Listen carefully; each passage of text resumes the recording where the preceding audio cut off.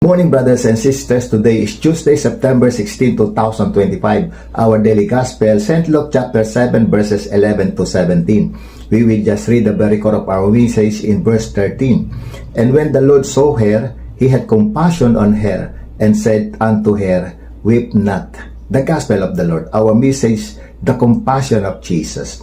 The compassion is when you get the favor of God through your deep trust, hope, and longing for God's help.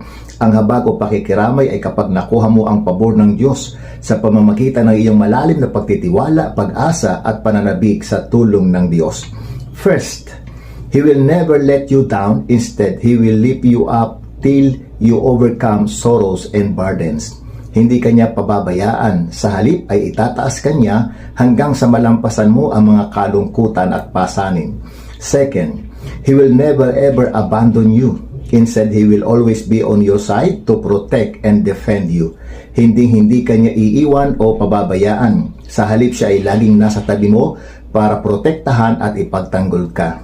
And third, He will never stop helping you. Instead, He will perform miracles till you make well and be blessed.